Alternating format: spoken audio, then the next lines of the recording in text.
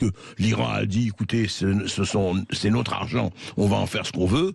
Est-ce qu'il y a un lien avec ce qui se passe, parce qu'on sait très très très bien que, évidemment, l'Iran, on le sait, finance le Hamas, et d'ailleurs, non seulement le Hamas, mais évidemment le Hezbollah, au Liban et ailleurs. Donc, est-ce qu'il y a un lien? On va en parler tout de suite avec Alexandre Delval. Alexandre Delval, bonjour.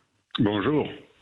Vous êtes géopolitologue, vous avez écrit plusieurs livres à la fois sur le totalitarisme islamique, sur les enjeux géopolitiques effectivement au Moyen-Orient et dans le monde.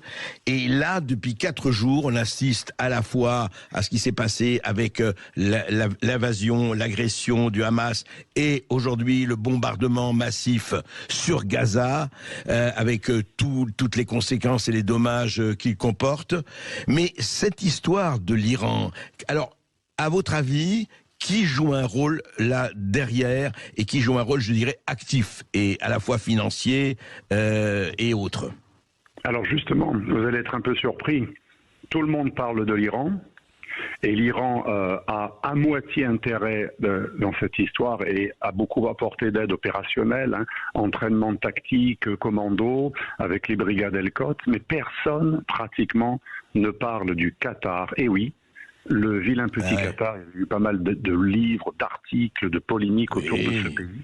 Le Qatar reste le principal financier du Hamas. Je pense qu'il faut le marteler, car c'est bien d'accuser l'Iran, c'est très bien parce que c'est en partie vrai, mais bizarrement, le Qatar où il y a une base américaine, le Qatar où l'Occident est très impliqué, très présent, personne ne parle du fait que les fonctionnaires de Gaza, du Hamas, qui sont des militants du Hamas, sont financés officiellement, c'est vérifiable, c'est officiel, il y a même les comptes publics par le Qatar. L'autorité qui dirige Gaza depuis des années est alimentée en très grande partie par le Qatar, beaucoup plus que par l'Iran. L'Iran finance beaucoup plus le Hezbollah que le Hamas, même si l'Iran finance en partie le Hamas et il y a des coopérations Hezbollah-Hamas. Vous savez, c'est très compliqué le Moyen-Orient. Mais on peut être sunnite comme le Hamas, financé un petit peu et aidé par l'Iran qui instrumentalise la cause palestinienne pour séduire, vous le savez très bien et mieux que moi, vous êtes né au Liban, pour séduire la rue arabe, mais on oublie le jeu du Qatar qui ne supporte pas les accords d'Abraham, qui ne supporte pas ce rapprochement Arabie Saoudite, Iran. Moi j'affirme que le Qatar a presque plus intérêt aujourd'hui que l'Iran à semer le trouble dans la bande de Gaza et en Israël et à provoquer une cassure justement à la fois des accords d'Abraham et du rapprochement Iran-Arabie Saoudite. Mais alors, Alexandre Delval, vous dites, précisons bien, vous dites qu'aujourd'hui, le Qatar est l'un des principaux, enfin, le principal, disons, financier du Hamas à Gaza, et enfin, du mouvement Hamas en général. C'est un fait tout à fait connu, officiel. Il y a 3 parrains, vous savez, du Hamas. L'Iran, dont on parle tout le temps, et les 2 autres, dont on parle assez peu, le Qatar et la Turquie. La Turquie a énormément appuyé le Hamas depuis l'affaire du Mari Marwara, vous savez, ce bateau accosté par les commandos israéliens, il y avait eu des morts, etc. Et avec une ONG turque islamiste proche de Erdogan qui avait aidé le Hamas, il y a vraiment une énorme connexion entre la Turquie et le Hamas, et le Qatar et le Hamas. Donc 2 pays sunnites. Sur 3 financiers et parrains du Hamas, 2 sont sunnites. Et 2 sont des alliés étroits de l'Occident. Les bases occidentales au Qatar et l'appartenance de la Turquie à l'OTAN. Ça montre que c'est beaucoup plus trouble que ce que l'on croit. L'Occident est lié, pieds et poings liés avec 2 pays qui financent le plus ancien et le plus terrible des mouvements djihadistes, qui, à l'imitation de l'ancêtre du Hezbollah et de l'Iran, a transmis dans le monde sunnite, justement, le modus operandi, vous savez, du djihad suicide. Ça vient de l'Iran, ça vient d'une tradition chiite, ça a été transporté en Palestine. Ça vient des hachichines oui, ça vient des hachichines, effectivement, de Hassan ibn Sabah, il y a 1000 ans, oui. Absolument. L'influence de l'ismaélisme et des frères musulmans sur Khomeini qui instrumentalise la cause palestinienne, l'ancêtre du Hezbollah, puis le Hezbollah qui fait passer au Proche-Orient ce modus operandi des attentats suicides, et ça s'est transmis à Al-Qaïda qui a même doublé les maîtres. Et donc le Hamas est central dans la nébuleuse djihadiste, dans l'histoire du djihadisme, et c'est une branche des frères musulmans. Et qui est le pays aujourd'hui des frères musulmans? Ce n'est plus l'Égypte, où ils sont décimés, littéralement, même physiquement. C'est le Qatar. Donc tout remonte au Qatar. Le Hamas est la branche militaire des frères musulmans, qui n'ont plus beaucoup de branches politiques. Ils ont été déplacés partout. Exact. D'ailleurs, Alexandre Delval, Ismaïl Haniyeh, on en a parlé hier dans cette émission, a envoyé son message effectivement de mobilisation du Qatar. Il est réfugié au Qatar, le grand chef du Hamas. Ismaïl Haniyeh. Tout nous conduit au Qatar, même la crise syrienne. Rappelez-vous, pendant très longtemps, la Syrie a protégé le Hamas. Et quand il y a eu la révolution, la guerre civile en Syrie, le Hamas s'est mis du côté de qui? Non pas de l'axe chiite pro-iranien de Bachar al-Assad, il s'est mis du côté des Turcs, des islamistes, d'Al-Qaïda, de Daesh et des djihadistes et des soi-disant islamistes modérés de l'ASL. Donc là, c'est quand même une preuve. C'est plus qu'une opinion, c'est une preuve. Le Hamas a choisi son camp. Quand il fallait choisir entre l'axe russo-iranien, syrien et l'autre axe, l'axe turco-islamiste, le Hamas s'est mis du côté turco-islamiste, anti-Bachar. Or, Bachar, c'est vraiment la porte d'entrée de l'Iran au Proche-Orient.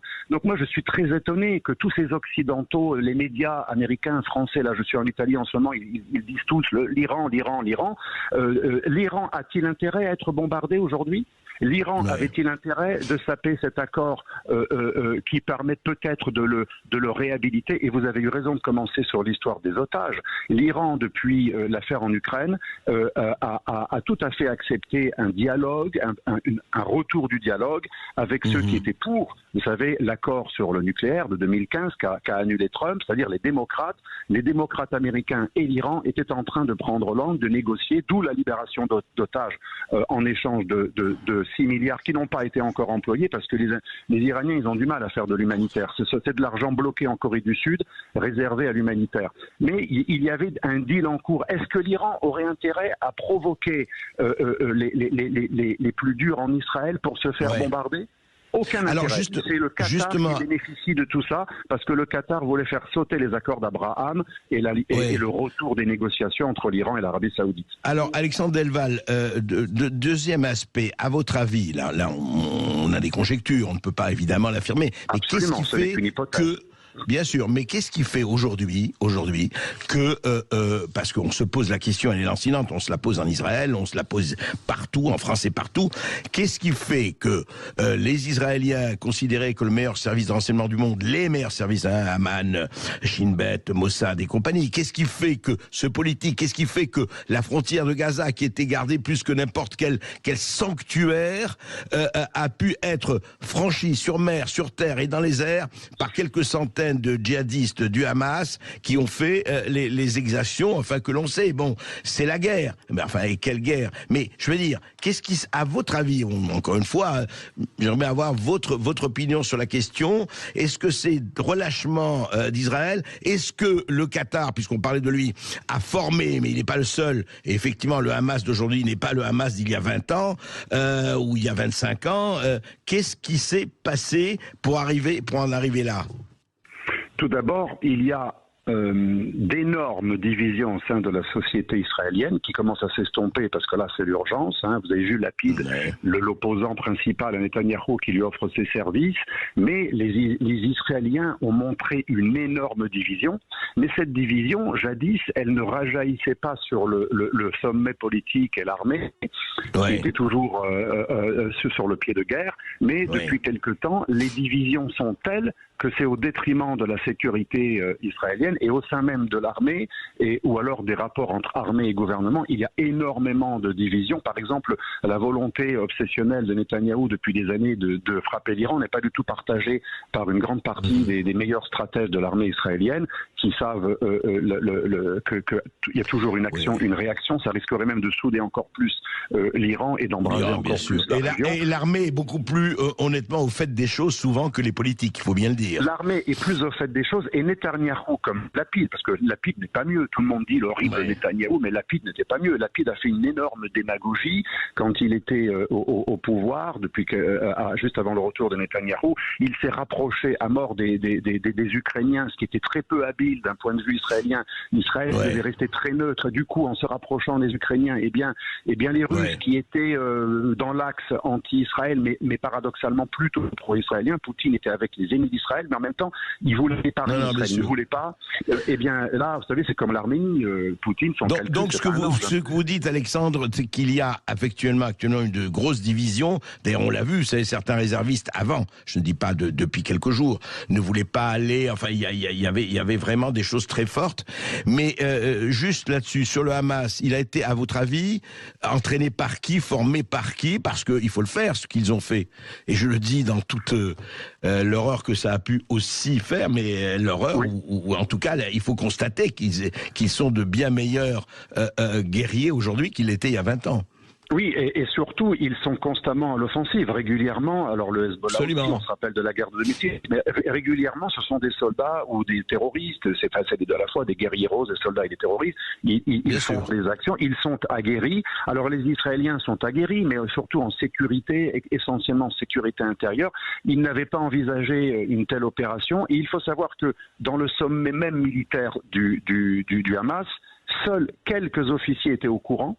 Beaucoup étaient tenus dans le secret, n'étaient pas au courant. Les Iraniens, apparemment, qui effectivement ont apporté beaucoup plus que les Qataris là, une aide opérationnelle. Oui, c'est surtout l'aide opérationnelle est iranienne, bien sûr. L'aide opérationnelle, tactique, opérationnelle, aussi apport de matériel militaire, c'est surtout iranien. Mais vous savez, on échappe souvent on peut parfois faire des petites infidélités envers son propre créateur. Je pense qu'il y avait un tel secret autour de cette opération que c'était difficile pour les Israéliens de le savoir, et ceux qui pensent que les Israéliens ont le meilleur service secret de renseignement intérieur ou extérieur du monde, c'est comme le mythe des hôpitaux français qui sont les meilleurs du monde. Moi, je peux vous dire, il y a pas mal de pays où c'est bien mieux qu'en France. Mais nous, on est encore dans ce mythe, l'État qui aide le mieux la population, et vous pensez que les meilleurs services sociaux.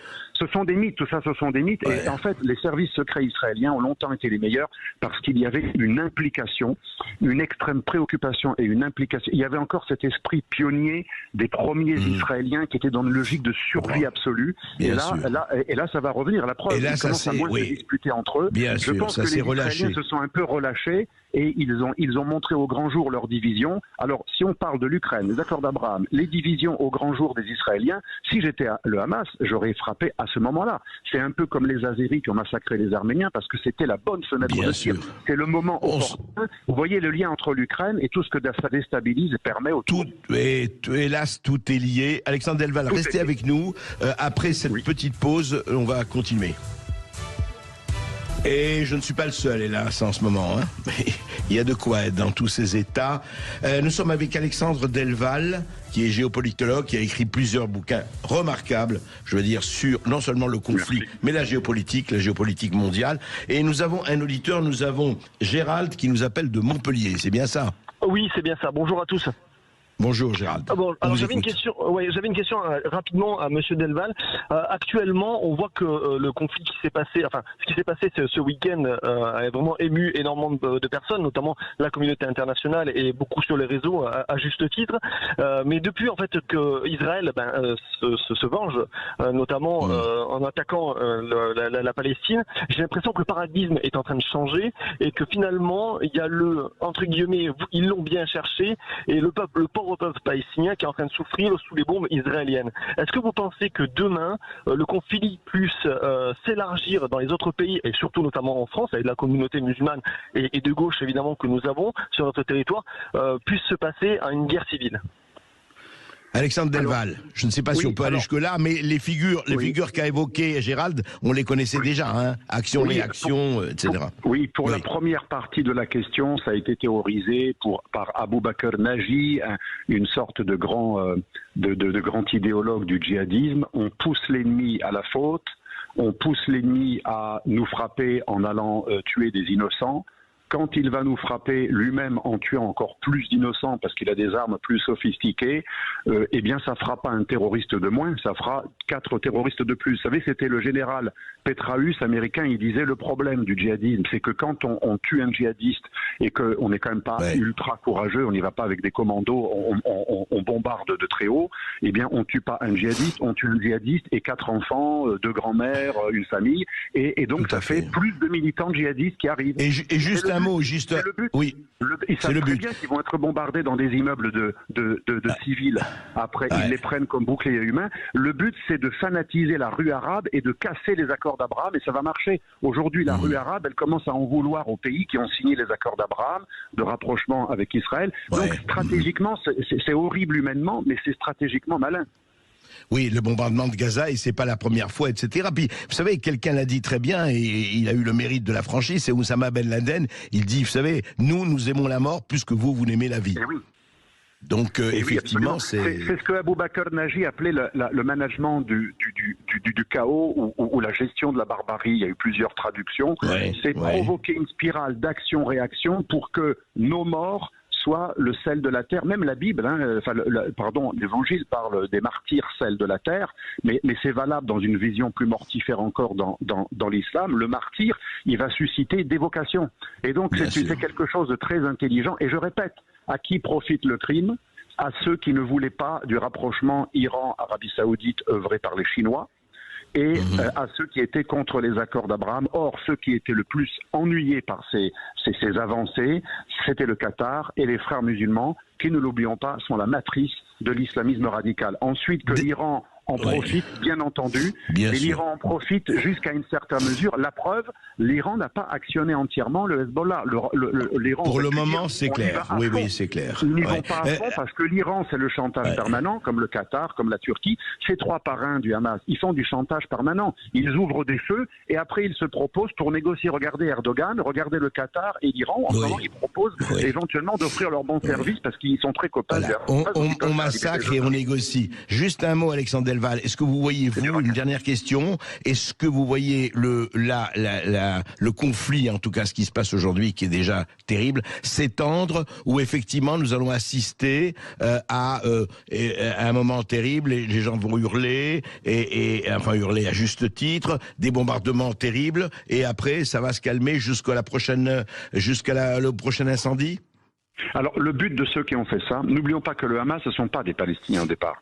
Ce sont des islamistes qui veulent rétablir le califat et qui sont opposés au nationalisme palestinien arabe classique parce qu'ils ne veulent voir la Palestine que comme une simple parcelle du califat. Ils ont intérêt au chaos général et bien entendu, ils ont intérêt à refanatiser la rue arabe, et que ce soit la Turquie, le Qatar ou l'Iran, ces trois parrains du Hamas utilisent la cause palestinienne à des fins stratégiques de long terme. C'est la rampe de lancement. C'est pour avoir un pied au Proche-Orient. Et par contre, le Qatar, c'est beaucoup plus idéologique. Et donc, effectivement, le chaos général est possible. En tout cas, c'est le but du Hamas.